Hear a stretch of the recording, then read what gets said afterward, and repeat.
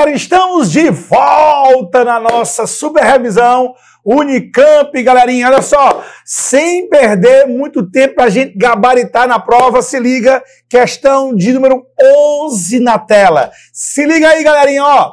Existem diferentes tipos de formações florestais de acordo com as zonas climáticas da superfície do globo.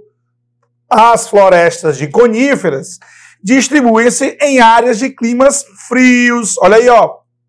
Conífera, Canadá, norte da Europa, norte da Rússia, que lá na Rússia é a taiga siberiana, e apresentam vegetação com pouca diversidade botânica, cujas árvores possuem troncos retos e copa em forma de cone, dá o termo conífera, né?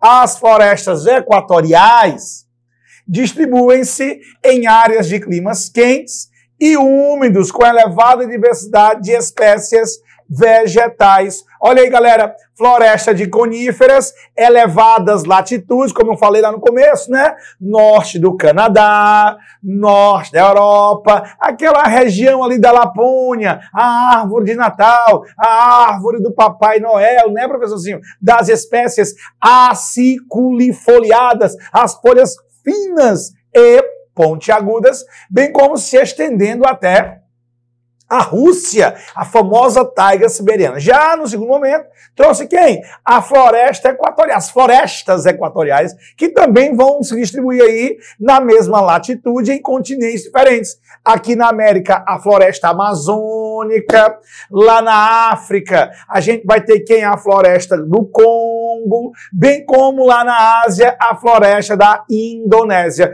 Vocês perceberam o que eu fiz? Eu saí da América e fui para a Ásia na mesma latitude, em elevadas, e saí da América e fui da Ásia em baixas latitudes, beleza? Foi essa a ideia do texto da questão. Vamos para o comando dela, olha só.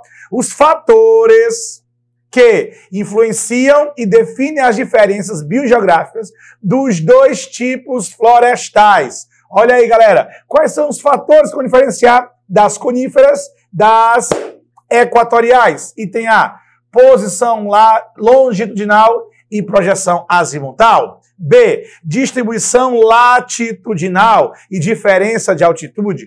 Posição longitudinal e diferença de altitude. Distribuição latitudinal e projeção azimutal. Olha aí, prestem bem atenção. Quando ele fala posição longitudinal, eu já vou descartar. Porque a longitude é a distância de um ponto em relação à linha do meridiano de Greenwich, ok? Então, essa diferença longitudinal não vai influenciar comparando as duas.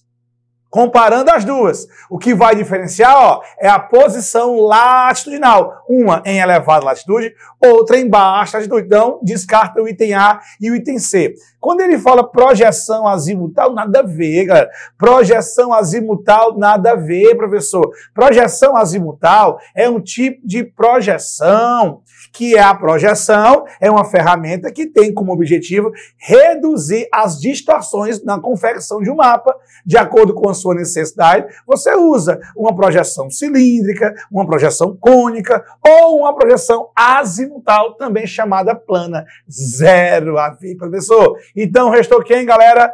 O item B, ó, B de bola. Distribuição latitudinal, como eu falei, é a diferença da altitude também, já que a altitude influencia no clima. Então, são dois fatores que influenciam o clima. A latitude, né, e a altitude, que é a distância de um ponto ao nível do mar. Então, tá aí, galerinha, questão 11, ó, especial. Vamos marcar o item B de bola. Vamos para a questão de número 12 na tela para vocês. Olha aí, pessoal. Distribuição, distritos do município de São Paulo. Proporção de pardos e pretos e distribuição de favelas. Prestem bem atenção aqui, ó. Vamos para a legenda desse mapa do município de São Paulo. Então, nós temos aqui, ó, distrito do município de São Paulo, proporção de pardos e pretos. Então, você tem a parte mais escura com o número mais elevado de pardos e pretos, ou seja, quem são os pardos e os pretos no Brasil, de acordo com o IBGE? Os negros, ok? Os negros são os pardos e os pretos. Quando eu somo, mais da metade dos brasileiros hoje é negra, ok? Ok. E aí, à medida que vai reduzindo aí a escuridão, aumentando aí a cozinha, né? Vai ficando mais claro, você vai ter menor proporção. Mais escuro, maior proporção. Mais claro, menor proporção de negros na cidade de São Paulo. Então você consegue perceber nitidamente que a zona central vai ser uma área de maioria branca, ok? E as periferias de São Paulo, ó, periferia, área distante do centro, periferia vai ser formada por negros. E aí você percebe, ó, favelas são esses pontinhos.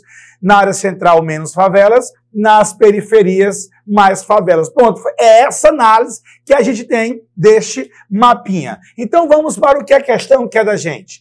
De acordo com a figura, a proporção de habitantes pretos e pardos e a distribuição das favelas no município, olha aí, presta atenção, ó, de acordo com a figura, a proporção de pretos e pardos e favelas no município de São Paulo, olha o que diz o item A. Aumenta em direção às bordas, que vamos chamar aí de periferia, área onde há mais favelas. Tal dado indica correlação entre questão racial e desigualdade socioespacial. Galerinha, eu nem perco mais tempo, posso cravar, é exatamente a materialização da análise que nós acabamos de fazer. À medida que você tem as áreas periféricas, são as áreas mais pobres. Então, a maior parte da população periférica é negra.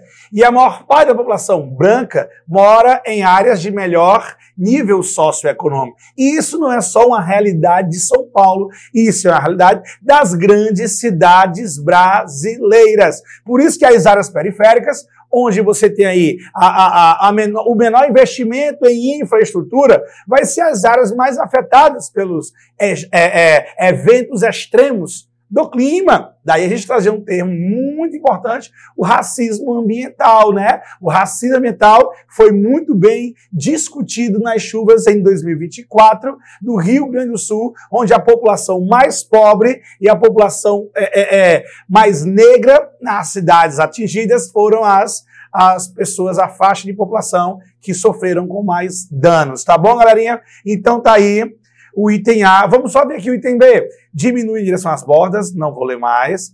Aumenta em direção aos espaços centrais. Não, diminui. E diminui... Não. Opa! Diminui em direção aos espaços centrais. As favelas estão distribuídas uniformemente? Não. Uniformemente, não. Então, realmente, galerinha, questão de número 12, falando sobre a segregação socioespacial, tema extremamente relevante nos vestibulares, inclusive na nossa querida Unicamp, tá bom? Então, questão 12, vamos marcar o item A de aprovação. Vamos para 13, professorzinho. Questão 13 na tela, se liga, ó. Nas últimas décadas, novos fatores coercitivos têm interferido no ciclo hidrológico da água.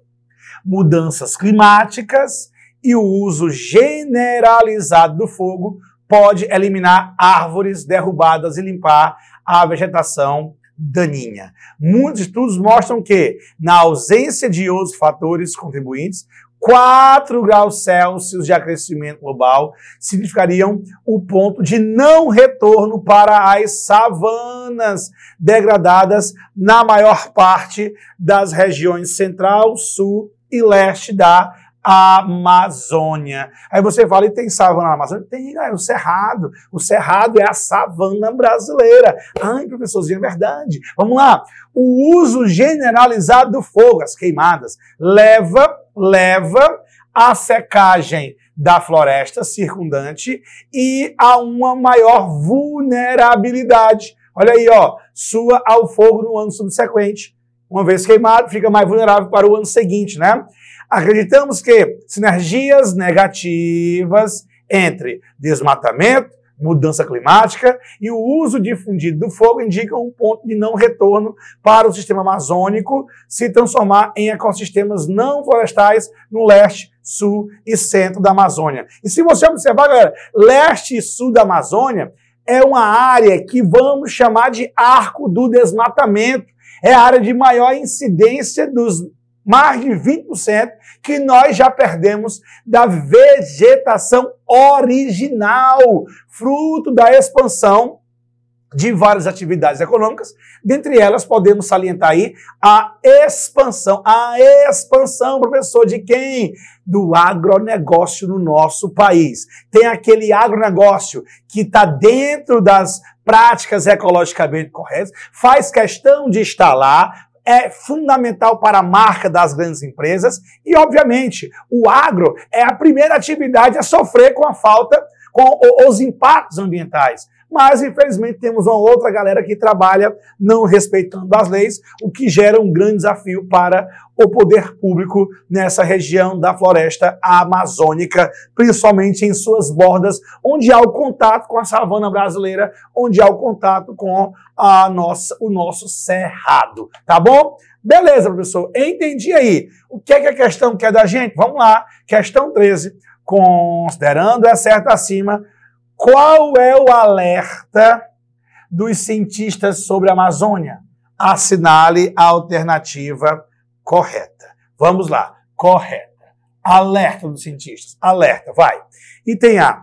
As mudanças climáticas e o fogo usado para eliminar as árvores derrubadas e limpar a vegetação daninha fortalecem a floresta. Não, professor, não enfraquece, pelo amor de Deus. B. As mudanças climáticas, o desmatamento e o fogo ameaçam transformar as regiões central, sul e leste da Amazônia em sistemas não florestais. Perfeitamente. Podemos até inserir aí, aproveitar a questão, falando sobre a savanização. A savanização ocorrendo na floresta amazônica, a desertificação ocorrendo na Caatinga, bem como a arenização ocorrendo lá nas pradarias, nos campos, nos pampas do Rio Grande do Sul, assim como as queimadas ocorrendo no ecossistema do Pantanal. Olha aí, estes são alguns dos desequilíbrios ambientais que nós temos nesses ecossistemas existentes no Brasil. Então, vamos marcar na questão 13 o item B. Olha o item C, porque está errado, professor. Ó, o fogo usado para eliminar árvores derrubadas e limpar ervas daninhas torna úmida a floresta, que não, torna mais seca, está lá no texto. E o item D, o ponto de não retorno para os ecossistemas florestais da região central, sul e leste da Amazônia será uma consequência de falta de chuva. Na verdade, não, né, galera? É uma série de fatores extremamente negativos que o Brasil já começa a sentir. Se você lembrar, 2023, 2024, vários eventos extremos, como, por exemplo, podemos falar da maior seca da Amazônia em 24. Naquele mesmo ano, nós tivemos as chuvas torrenciais, recordes do Rio Grande do Sul.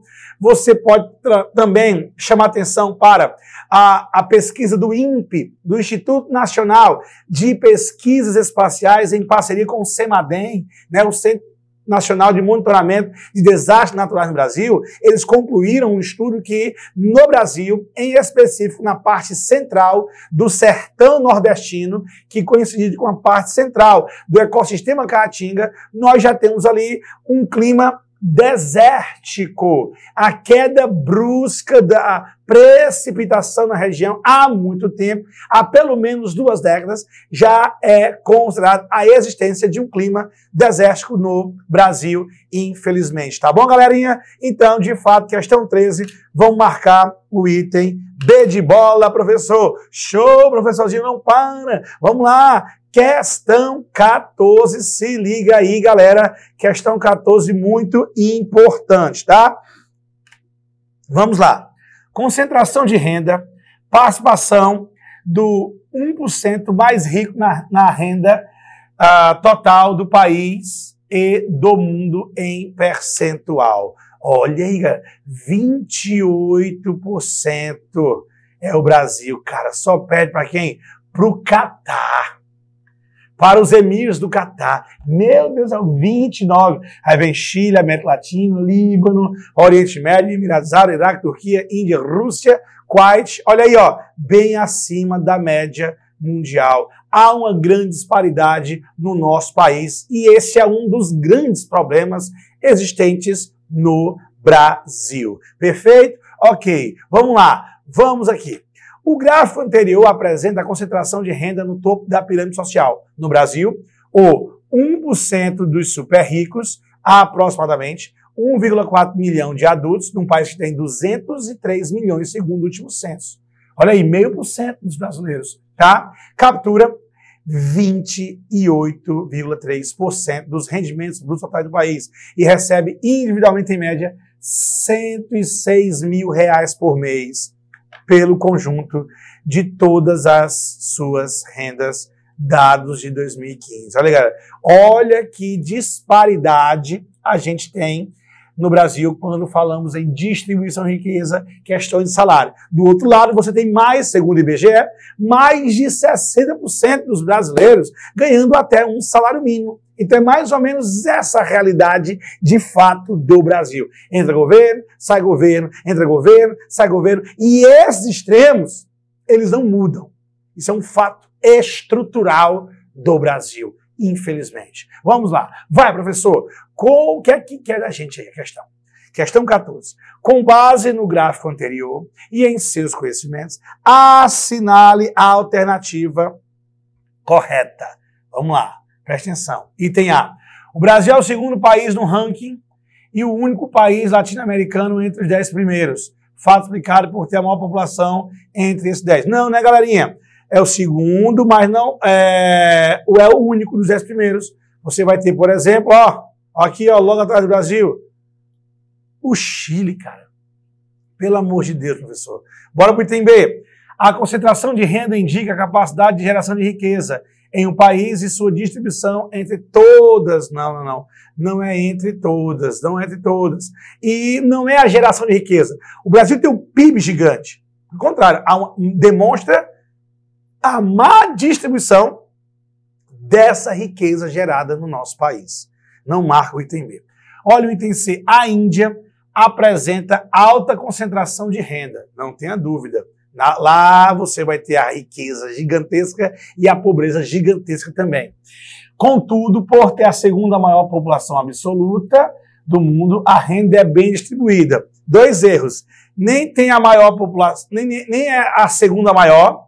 Pelo contrário, né, a Índia ultrapassou a China. Hoje, a Índia é o país mais populoso do mundo, com 1,4 bilhão de pessoas. 7 vezes a população brasileira. Chagas abertas, professor. E a renda, obviamente, não é bem distribuída. Então, professorzinho, restou quem? O item D de Danone. Ó, a concentração da renda indica que uma pequena parcela da população de um país absorve a maior parte daquilo que socialmente é produzindo, o que gera um grande problema. Uma série de problemas que a gente podia passar aqui 200 horas só relatando, dentre eles aí, a questão da violência no país. Quanto menor a desigualdade, quanto maior o IDH, menor é a violência em algumas regiões do planeta Terra, ok? Então, questão 14, vamos marcar o item D de Danone.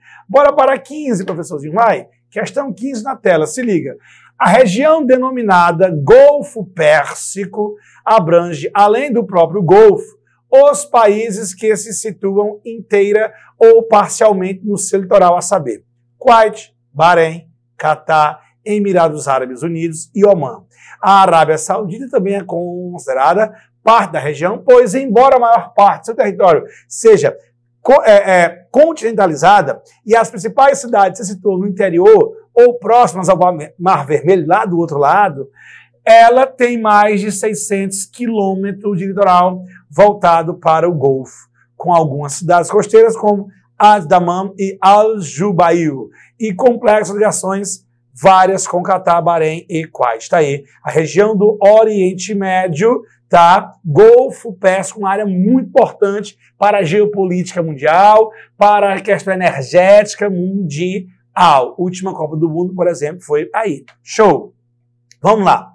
Litoral é uma faixa de terra emersa, banhada pelo mar, que pode apresentar diferentes configurações. Para os países mencionados no texto, a galera do Golfo Pérsico, a presença do litoral em formato de golfo é fundamental para o escoamento por via marítima do petróleo, a principal commodity do Oriente Médio. Além do petróleo, não podemos esquecer o gás natural, que o Catar é a grande força da região. Então, vamos lá, pessoal. Ó, olha o que diz aí a questão 14. Assinale a alternativa que define corretamente golfo. Ou seja, ele trouxe a questão, um texto aí falando sobre o Oriente Médio, mas o que é golfo? O que é golfo? Se liga aí, ó. Questão 15 na tela.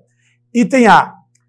A reentrância do mar sobre o continente, possuindo grandes dimensões e com a forma mais aberta para o mar. Tá bonito. Deixa aí.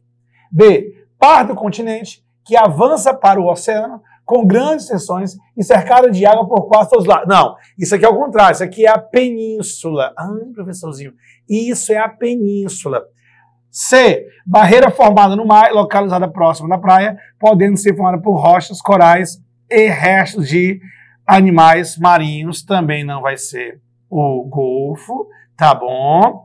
Item D. Canais que ligam rios com o mar, onde ocorre muita sedimentação, com a formação de bancos de areias e deposição de detrito. Não, aqui vai ser quem? Vai ser a foz do rio. Então, galera, pode marcar aí o item A, reentrância do mar sobre o continente. O mar entrando no continente, possuindo grandes dimensões e com a forma mais aberta para o mar. Perfeito. E aí, galera, já que eu trouxe o golfo, a Bahia vai ser um golfo de menor proporção e a Enseada é uma baía de menor proporção, tá bom? Então tá aí, golfo, vamos marcar questão 15, o item A de aprovação, professorzinho. Bora para a questão 16, vai, professor, cuida, a rocha. Olha aí, ó, o ano de 2008 assistiu ao início de uma crise capitalista mundial que se prolonga até os dias atuais. Olha aí, galerinha, é a crise do mercado imobiliário americano. A crise do mercado imobiliário americano. É uma crise similar, em sua amplitude, à Grande Depressão de 29. Contudo, apesar de receber a mesma designação, crise, essa crise capitalista prolongada difere em seu contexto mundial e em traços específicos daquela de 1929, sobretudo pelo processo de financiarização que emergiu ao final do século XX e que permite imensas acumulações de capitais. Ou seja, ele está dizendo que no contexto atual eu tenho uma financiarização muito maior do que eu tinha lá em 1929, há quase 100 anos. A quebra da Bolsa de Valores de Nova York, Estados Unidos, superprodução americana, superaquecimento da produção, a baixa capacidade de consumo da população, que chegou num nível muito elevado, e aí, pós aquele grande momento áureo do crescimento da economia americana, pós Primeira Guerra Mundial, e aí você tem uma crise que vai desencadear em vários países, inclusive no Brasil, né, professor? O Brasil vai sentir, já que naquele momento estávamos no auge da crise da produção do café, e essa crise dos Estados Unidos vai repercutir, reverberar no Brasil, vai quebrar o café, vai quebrar os barões do café, vai quebrar a política do café com leite, vai gerar uma crise política, Revolução de 30, que conduzirá Getúlio Vargas ao comando do Brasil. E lá nos Estados Unidos conduzirá o Franklin Delano Roosevelt em 33 para trazer um novo método, um novo modelo econômico, um projeto econômico chamado keynesianismo, a intervenção do Estado na economia. Beleza. Sobre essa crise capitalista financeirizada, é correto afirmar que, olha aí, galerinha, o que é que nós temos, ó? Presta atenção. É derivada, quando ele fala crise capitalista financeirizada, ele está trazendo, né, a crise de 2008. É derivada da superprodução de bens manufaturados, especialmente ligados à indústria de base, em crise com a expansão dos financiamentos. Não, galera, a superprodução ela vai estar ligada à crise de 29. Em 2008 foi a quebra do mercado imobiliário dos Estados Unidos, o boom, quando um grande banco norte-americano chamado Lehman Brothers anuncia a sua falência e ali oficialmente estava diante de uma gigantesca crise que gerou uma outra crise, que é a famosa crise do euro em 2010, tá? B, é produzida pela alta demanda de consumo nos países mais pobres, o que tem levado a uma ampliação do financiamento para a compra de bens. Não foi a alta demanda dos países pobres que gerou a crise, foi a alta especulação do sistema financeiro, do sistema de mercado imobiliário dos Estados Unidos. Então não marca nem A, nem B. Olha aí, galera, se liguem. C. Olha o item C. Resulta das especulações financeiras que, sem passarem pelo sistema produtivo, propiciam acumulações de capitais fictícios. Perfeitamente, né, pessoal? Lá na segunda fase do capitalismo, no capitalismo industrial, para você acumular uma riqueza, você produzia essa riqueza. Você inseria num sistema produtivo, na agricultura, na indústria, no comércio. Aí você produzia muito no campo, produzia muito na indústria, produzia muito no comércio, aí pegava aquele excedente e formava um grande patrimônio. Agora não, com a financiarização, aí a terceira fase do capitalismo financeiro monopolista, bolsas de valores, e aí tudo gira em torno das bolsas. Você gera lá, joga lá um capital, e esse capital, sem produzir nada no campo, na indústria e no comércio, ele vai dentro de um sistema simplesmente especulativo e perigoso, gerando riquezas, o que vai gerar muita especulação. Então, pode marcar na questão 16 o item D, tá? Professor, o que não pode ser o item C? O que não pode ser o item D? Procede de especulação financeira, gerando excedente da indústria. Não gerou excedente da indústria, pelo contrário. Essa especulação financeira vai reduzir os investimentos na indústria, por isso que a crise sai de um setor e atinge vários setores da economia. Então, tá aí, questãozinha de número 16, vamos marcar o item C. Beleza? Show, professorzinho, show. Bora para a questão 17, professor. Vamos lá, questão 17 na tela. Presta atenção, olha aí, ó. Dados estruturais dos censos agropecuários. Olha aí, galerinha, censos agropecuários. Presta atenção. 1975, eu tinha um volume de pessoas ocupadas ali um pouco abaixo de 21 mil. Com o passar do tempo, esse número foi aumentando. Olha aí. Só que quando chega em meados dos anos 80, esse número só declina até 17. Olha aí, foi aumentando, chegou no momento, começou a diminuir o número de pessoas ocupadas no campo. E isso, não tenha dúvida, podemos chamar de desemprego estrutural. É aquela vaga de trabalho que vai embora e nunca mais volta. Professorzinho, e quem foi que levou essa vaga de trabalho dessa ruma de gente que chegou a mais de 23 milhões de pessoas? A tecnologia. A inserção da tecnologia. Os efeitos da... Anota! Revolução Verde no Brasil. Ô, professorzinho, pelo amor de Deus. Aí você vem aqui, ó, tratores de 1975 a 2017, consolidou o que eu acabei de dizer. Só aumentou. Aumenta a quantidade de tratores, reduz a quantidade de pessoas, desemprego estrutural, modernização do campo brasileiro, o que vai produzir um grande excedente no campo, e esse grande excedente no campo vai migrar para as cidades, ampliando os problemas lá já existentes de favelização, de ocupação, de violência, superlotação, ampliando o caos nas grandes metrópoles do nosso país, gerando a favelização do Brasil. Muito bem, vamos lá. Os gráficos demonstram mudanças importantes na estrutura de ocupação e uso de maquinário do campo brasileiro. Vamos para o comando da questão. Presta atenção. Opa, subiu demais. Vamos lá. Presta atenção, hein? a partir da análise dos gráficos e seus conhecimentos, é correto afirmar. Presta atenção. Item A. A diminuição da força de trabalho na agricultura brasileira se explica pelo aumento da taxa de fecundidade da população do campo a partir da década de 80, quando se verificou o aumento. Não. Nada a ver com a taxa de fecundidade. Professor, se o número médio de filhos por mulher, não. Aumento da população rural, não. Você tem ao longo do século XX, população urbana subindo, população rural caindo, urbanização do Brasil. Nada a ver.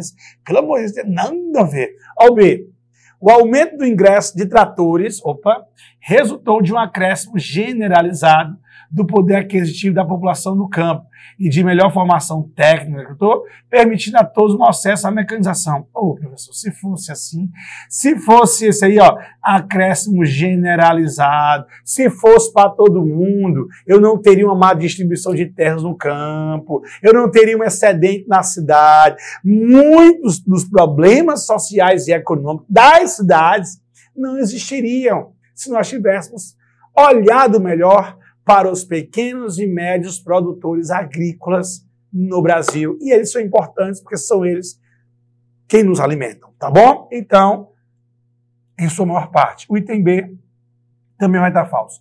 Olha o item C. A diminuição de pessoal ocupado no campo, tem relação com o aumento da mecanização. Já que o aporte de automação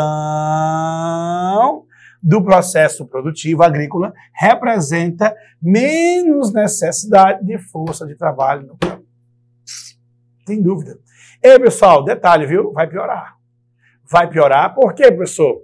Olha aí, meu diretor, pode jogar em mim. Vai piorar porque a gente está assistindo aí o aprofundamento da quarta revolução industrial. E a quarta revolução industrial, dentre as inovações, eu tenho duas coisas que vão impactar nos sistemas, já estão impactando diretamente nos sistemas produtivos. De um lado, veículos autônomos, do outro lado, IA, inteligência artificial. Então, quando tu junta aí veículo autônomo e IA, para que o ser humano no campo? Então, as máquinas vão começar a trabalhar como já existem nas cidades, em alguns processos produtivos, em áreas portuárias, em áreas de logística, dentro de centros de distribuição das gigantescas companhias de transporte do mundo, já temos um processo autônomo por si só, com o mínimo de presença de homens, o que, com o advento e a expansão da IA, vai diminuir cada vez mais essa presença de seres humanos, o que, em alguns setores, como na indústria chinesa, já tem um conceito, pessoal, chamado Dark Factory.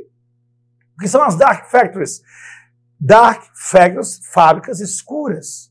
São fábricas na China que já trabalham 100% ou quase 100% sem a presença dos seres humanos, tudo escuro, já que os processos produtivos não precisam de iluminação, então ocorre de maneira escura, trazendo um novo conceito de automação da produção, o que é algo extremamente preocupante, principalmente para os países mais pobres. Então, questão de número 17, vamos marcar o item C. Professor, olha o item D aí rapidinho. O aumento do consumo de tratores e a diminuição de pessoal ocupado na agricultura não tem correlação. Não leio mais nenhum resto. Há uma grande correlação. Beleza, então tá aí, galerinha, questão 17, vamos marcar o item C de caramelo. Bora lá, bora para a questão 18, professor. Olha aí, o que se costuma chamar popularmente de bioma Mata Atlântica e de bioma Mata Amazônia não são, na verdade, biomas, mas conjuntos de biomas, uma vez que não apresentam a condição básica do conceito internacional de biomas, isto é, um espaço geográfico natural que se caracteriza pela uniformidade. A Amazônia é muito grande e não há uma uniformidade, daí o domínio amazônico. E aí quando você vê a Mata Atlântica, a finada Mata Atlântica, infelizmente, que ia do Rio Grande do Norte ao Rio Grande do Sul, nós temos aí mais de 80% já foi embora, infelizmente. Aí você pega, Rio Grande do Norte, Rio Grande do Sul, você tem aqui uma variedade de climas que não vai dar essa uniformidade que o texto está trazendo, né? De condições climáticas, edáficas de solo e fitofisionômicas. Vamos lá. A partir da leitura do texto e de seus conhecimentos sobre os biomas brasileiros, assinar a alternativa correct. Let's go. Vamos lá. Questãozinha 18 na tela para você, ó. Questão 18. Ó, eu vou até apagar aqui para você não ficar pescando, tá? Vou até apagar aqui para você não pescar. Vamos lá. Presta atenção. Item A. A ocorrência de savanas do Brasil, savanas, restringe-se à região centro-oeste e a porções interioranas da região nordeste em climas que apresentam estação seca definida. Galera, nós temos savana na Amazônia, nós temos a savana no Sudeste, Minas Gerais, São Paulo, temos savanas. Então, o item A não está verdadeiro, está falso. Olha o item B. As florestas no Brasil só ocorrem na zona intertropical, dentro dos trópicos. Florestas. Pois esses biomas são adaptados a climas quentes, com precipitação superior a 2.000 milímetros anuais e temperaturas médias superiores a 25 graus. Galera, no Brasil eu tenho floresta amazônica, zona intertropical. Mata Atlântica, zona intertropical. Mata dos Cocais, zona intertropical. Mas não esqueça da Mata dos Pinhais, da Mata das Araucárias, do pinheiro brasileiro, que se encontra em sua maior parte da região sul do Brasil, na zona extratropical, fora do estado. Cuidado, então, também, o item B de bola vai ser falso, professorzinho. Olha o item C, ó, o Pantanal tem clima uniforme, Pantanal, o complexo do Pantanal, maior planície alagável do planeta. Tem clima uniforme e não apresenta uniformidade nas suas características edáficas e na sua fitofisionomia, como exige o conceito de bioma. Por isso é considerado um sistema... professorzinho, tá aí, ó, um sistema complexo. Realmente é o clima tropical típico, também chamado clima tropical, também chamado clima tropical continental, também chamado tropical semiúmido. É muito longo, professorzinho. Tropical típico, tropical continental, tropical semiúmido. Duas estações bem definidas, um período chuvoso, que chove bastante, e um período seco, que seca bastante. Tá? Mas o complexo do Pantanal vai ter vários ambientes, como ele fala aí, ó, a sua fitofisionomia, porte menor, vegetação com porte menor, que na biologia eles chamam de vegetação herbácea. Já temos árvores com troncos retorcidos, de médio porte, aí já é a vegetação arbustiva, olha aí, ora alagada, ora não alagada. Então, professor, o complexo do Pantanal pode cravar o item C, professorzinho, de campeões do vestibular. Por que não entender? No clima subtropical, predominante na região sul, com temperaturas médias anuais de 10 graus a 18 graus na região sul do Brasil, tem um único bioma caracterizado por apresentar um dossel formado exclusivamente pela araucária. Dossel é aquele topo da vegetação, né? Galera, araucária também tem a pradaria. Nós temos as pradas, os campos sulinos, que a vegetação herbácea, né, alguns campos limpos, onde só tem uma herbácea, algumas áreas com campos sujos, com a presença de árvores, ok? E que eles se estendem, eles atravessam as fronteiras do Brasil, as fronteiras do Rio Grande e chegam até a Argentina e ao Uruguai, tá bom? Então, realmente, exclusivamente, torna o item D falso. Então aí, questão 18, vamos marcar o item C de caramelo, professor. Muito bem. Vamos para 19 agora? Só se for agora. questão 19 na tela para vocês. Se liga. No ano de 2020, entre os meses de julho e setembro, o Pantanal Mato-Grossense foi afetado por grandes queimadas, que resultaram em importantes impactos nos ambientes naturais e nas atividades econômicas. Olha aí, galera, julho a setembro, nós temos o que aqui? O inverno no Brasil. O inverno no inverno. Oh, letra linda. No Brasil, tá? Que começa em junho, terceira semana de junho e vai à terceira semana de setembro. Então, no inverno, você tem o quê? As menores temperaturas. Então, se as temperaturas caem, a evaporação diminui, a nebulosidade diminui, a umidade do ar diminui, torna o ambiente do centro-oeste seco pra caramba.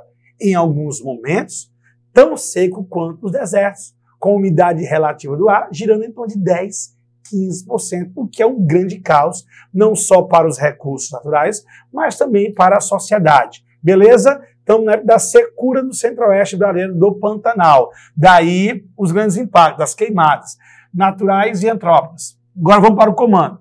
A ponte alternativa, que indica corretamente duas das principais atividades econômicas do Pantanal. Olha aí, galera, o que é que eu tenho no Pantanal de destaque? Item A, pecuária extensiva bovina e turismo. B, monocultivo de grãos e mineração de bauxita. C, pecuária extensiva bovina e monocultivos de grãos. Ou item D, turismo e mineração de bauxita. Ele misturou foi tudo. Calma, vamos lá. D, turismo. Sim, o ecoturismo. O ecoturismo. Mineração, não.